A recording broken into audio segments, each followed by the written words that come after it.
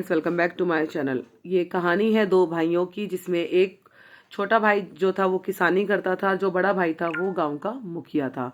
तो वो गांव गांव जाकर लोगों के फैसले किया करता था। और जो किसान था वो अपने परिवार में काफ़ी मेहनत कर रहा था, लेकिन उसको उसका पर्याप्त फल नहीं मिल रहा था। तो एक दिन की बात है, उसकी पत्नी खेत में उसको रोटी देने गई। तो वो देख रही थी कि इस चीज़ को, कि भाई इतनी कड़ी गर्मी में, इतनी कड़ी धूप में, मतलब उसका पति इतनी मेहनत कर रहा है खेती बाड़ी के लिए। तो वो अपने पति को बोलती है कि ऐसा करो ना, तुम मुखियागिरी शुरू कर लो। क्यों ये खेती बाड़ी करते हो? तो कहता, अरे भगवान, मुझे कहाँ से आती है मुखियागिरी करनी? मेरे को जो काम आता है वो मैं करूँगा, और वही मैं कर रहा हूँ। मुझे मुखियागिरी नहीं आती, और मुझे तो पता भी नहीं है उसके बारे में क्या कैसे होता है। मुझे तो बस खेती बाड़ी का पता है।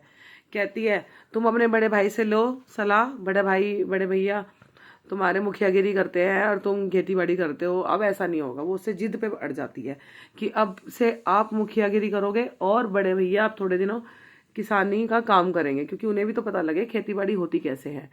तो अब वो उससे ज़्यादा जिद बहस करने लगे। तो उसने कहा, चलो ठीक है, ऐसे करके देखते हैं।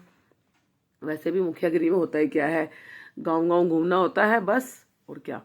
तो वो गया अपने भाई के पास। उसने अपने भाई से सारी बातें कही कि भाई भैया ऐसे ऐसे बात है कि अब थोड़े दिन है ना, मैं मुखियागिरी करूंगा और आप मेरे बदले किसान खेत में जाके काम करोगे। तो वो समझ जाता है, समझदार तो होता ही है बड़ा भाई थोड़ा। तो वो कहता है, ठीक है, जैसी तेरी मर्जी। अब क्या होता है, वो अगले दिन उठता है, सुबह तैयार होता है, पगड़ी वगड़ी पहनता है, अपने भाई की तरह वेशभूषा बनाता है, लठ लेकर निकल पड़ता है। और जो उसका बड़ा भाई होता है वो तो सब चीज़ें देख चुका होता है। तो भैया उसको कोई ऐसी परेशानी होती नहीं है खेती बाड़ी के काम में। वो जाता है, अपना खेत में काम वाम करने लग जाता है। तो ये पहले दिन की बात है। अब ये क्या था, छोटा भाई जो था वो निकल जाता है। वो ऐसे चलते चलते चलते चलते दूसरे गांव की सीमा में पहुंच जाता है, जहां पर उसको एक चालाक धूर्त सी एक औरत मिलती है। अब वो उसको कहती है कि ये तो कुछ शक्ल से ऐसा लग रहा है जैसे नया नया मुखिया बना है, मतलब मुखिया की वेशभूषा लगी थी। अब क्या था, वो उसको बोलती है, हाँ भैया, कहाँ चले जा रहे हो? कहता है कि कहाँ चला जा रहा हूँ, मैं मुखिया हूँ, निकला हूँ अपने दौरे पर। कहती है, अच्छा मुखिया हो तो जानते हो मुखिया का क्या काम होता है? कहता है, हाँ हाँ, मुखिया का मेरे को पता है क्या काम होता है। फैसले करवाता है मुखिया, और कोई सवाल पूछो तो उसका जवाब दे देता है मुखिया। कहती, हाँ ये तो बात तुमने बिल्कुल सही कही, बड़े समझदार दिखाई पड़ते हो। कहता है, हाँ हाँ, समझदार तो मैं बतेरा हूँ, ऐसे कहता है वो। कहती, ठीक है, तो तुम मेरे एक सवाल का जवाब दो। अगर तुमने मेरे सवाल का जवाब दे दिया तो मैं तुम्हें धन बहुत सारा दूंगी। अगर सवाल का जवाब नहीं दे पाए तो 5 जूते तुम्हारे सर पे मारूंगी। अब वो हैरान, फिर ये सोचता है कि भैया जवाब नहीं दिया, अब तो फंस जाऊंगा, नहीं दूंगा तो पिटूंगा, इससे अच्छा तो पूछ ही लूँ। हाँ भैया चलो ठीक है। उसने कहा, ठीक है, जैसी तुम्हारी मर्जी, बताओ क्या सवाल है। उसने बोला कि एक बात पहले बात की बताओ और दूसरी बात दूसरे बात की बताओ। अब वो भैया करे तो करे क्या, अब उसको समझ में ही नहीं आया सवाल कि ये पूछ क्या रही है मुझसे। तो काफ़ी देर खुजलाने के बाद सर तो कह रहा, बहन जी मुझे नहीं आ रहा आपके सवाल का जवाब। तो वो क्या करती है, तो भैया फिर शर्त के मुताबिक आपको 5 जूते खाने पड़ेंगे। फिर कहता है, ले मार लो। जब सवाल का जवाब ही नहीं दिया और जो शर्त लगी है उस हिसाब से, तो भैया मैं गुनहगार हूँ, मार दो। और भैया उसने उसको मार दिया, और उसने तो भैया कान पकड़ लिए। कहता, भैया क्या मुखियागिरी ऐसे करते हैं कि रोज ही जूते खाते होंगे सर पे? भैया वो तो उल्टे दबे पाव भाग लिया और अपने घर गया, और ऐसे ऐसे अपने भाई को सारी बात बताई कि भैया ये बताओ कि तुम मुखियागिरी करते हो कि रोज सर पे जूते ही खाते हो? कहता, मैं क्यों सर पे जूते खाऊंगा, क्या हो गया बताओ। तो उसने बताया, ऐसे ऐसे दूसरे गांव में, कि गांव में घुसते ही जो पहला घर है वहां पर एक स्त्री मिली मुझे, और उसने मतलब मेरे से सवाल पूछा, मैं उसका जवाब नहीं दे पाया, तो उसने मेरे सर पे 5 जूते मारी। अब इसको आया गुस्सा कि भैया मेरे भाई के साथ ऐसा ऐसा सलूक किया, ऐसी बदतमीजी करी किसी ने। तो उसने कहा, ठीक है कोई नहीं, अब क्या करना है? कहता, कुछ नहीं करना भाई साहब, आप अपना काम संभाल लो, मैं तो अपनी खेती बाड़ी में ही खुश हूँ, मैं तो अपनी खेती बाड़ी कर लूंगा। तो भैया उसको तो गुस्सा था कि भाई मेरे भाई के साथ ऐसा सलूक कैसे कर दिया किसी ने। अब वो गया, अगले दिन तैयार हो गए, उसको नींद ही नहीं आई रात को। उस सुबह मतलब तैयार व्यार होके तैयार ही था कि बस सुबह का पहर हो और मैं निकलूँ यहाँ से। अब वो भी गया उसमें, वो फिर उसको औरत वही मिल गई। फिर वो कहती, आज लगता है फिर आ गया है कोई नया मुखिया बन के।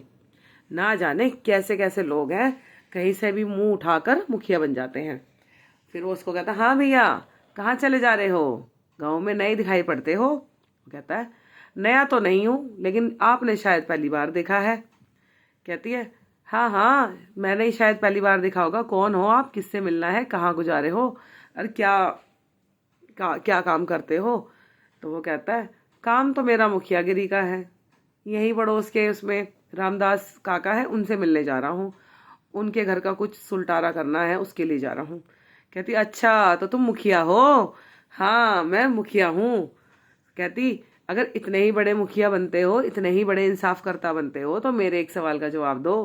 कहता, हाँ हाँ पूछो। कह रही, सवाल तो मैं जरूर पूछूंगी, लेकिन उससे पहले मेरी एक शर्त है। बोला, हाँ बोलो क्या शर्त है। वो समझ गया था यही है वो। कहती, शर्त यह है कि सवाल का जवाब दिया तो इनाम मिलेगा, और सवाल का जवाब नहीं दिया तो 5 जूते सर पे मारूंगी तुम्हारे, चाहे तुम कहीं के भी मुखिया हो। वो कहता, अच्छा ठीक है, पूछ क्या सवाल पूछती है। वही है ना, वो तो नो सीखिया था, अब ये तो बिल्कुल मतलब इतने समय से मुखियागिरी में थे, तो ये तो अच्छे से हैंडल कर लेते थे उसको, कर लिया उसको।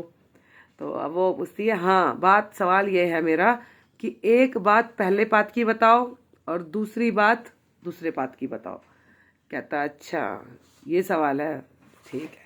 पहले बात की सुनेगी कि दूसरे बात की सुनेगी। कहती है, पहले बात की खबर सुना दो। कहता, ठीक है।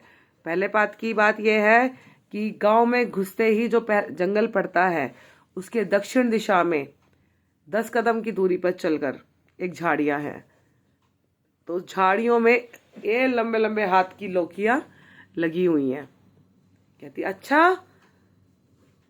आप अभी यहीं रुको, मैं अभी जाके देख के आती हूँ कि आपकी पहले बात की खबर सच है कि झूठ है। कहता, हाँ हाँ जा, क्या दिक्कत है, जा देख कर आ। कहती, अच्छी। वो चली जाती है। अब इतने वो जाती है, अब उसका आदमी आ जाता है। अब इंटरेस्टिंग सीन यहाँ से है कि वो चली जाती है, उसका आदमी आता है, वो बोलता है कि अरे मुखिया साहब आप यहाँ कैसे।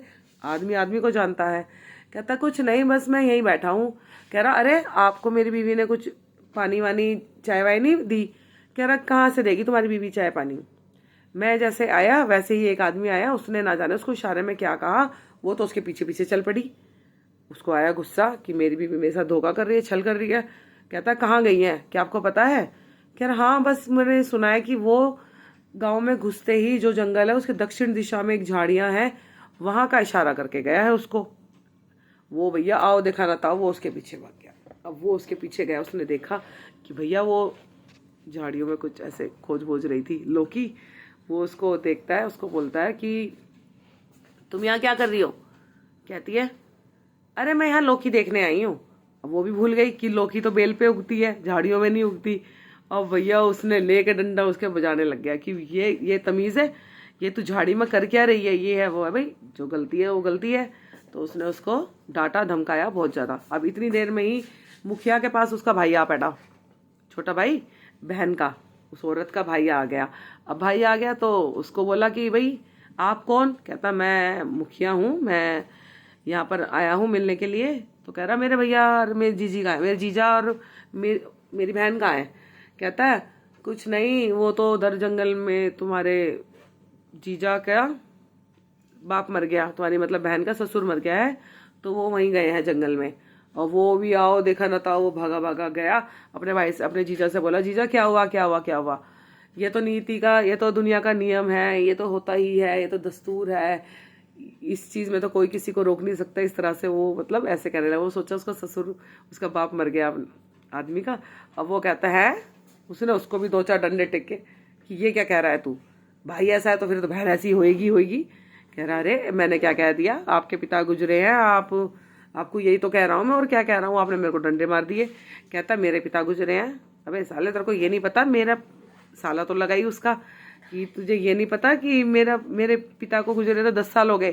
कह रहा, अरे मैं तो खुद भूल गया कि जब आपकी हमारी शादी, मेरी बहन से शादी हुई थी, उसके होने से 1 साल पहले ही आपके पिता गुजर गए थे। कह रहा, फिर तो अब मैं क्या करूं। फिर उसने उसको बोला कि ऐसे ऐसे ये वाली बात है। कह रहा, अरे आपको किसने बताया कि मेरे पिता गुजर गए हैं, ये पहले बताओ। अपने साले से पूछता है। साला कहता है, जो आपके घर के बाहर बैठा है ना एक आदमी, उसी ने मुझे बताया। अब वो कहता है कि अब वो गए। अब वो उसको बोलता है कि भाई आपने हमारे साथ ऐसा क्यों करा। कि मतलब आपने मेरे को मेरी बीवी के बारे में झूठ बोला, ये है वो है। तो उसकी बीवी को उसने बोला कि हाँ अब बता, पहले बात की खबर मिली या नहीं मिली। उसने उससे हाथ जोड़ के माफ़ी मांगी और अपनी गलती के लिए क्षमा याचना करी कि मुझसे गलती हो गई कि मैंने एक राहगीर को परेशान किया और उसको अपनी बातों में फुसलाकर उसका अपमान किया, क्योंकि ये चीज़ गलत है। उसका मजाक उड़ाया, बहुत ज़्यादा गलत है किसी का मजाक उड़ाना।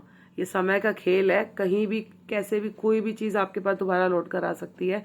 तो जीवन में हमेशा ये बात याद रखें, कभी भी किसी का मजाक परिहास ना उठाएं, किसी का भी मजाक ना उड़ाएं। Thank you so much.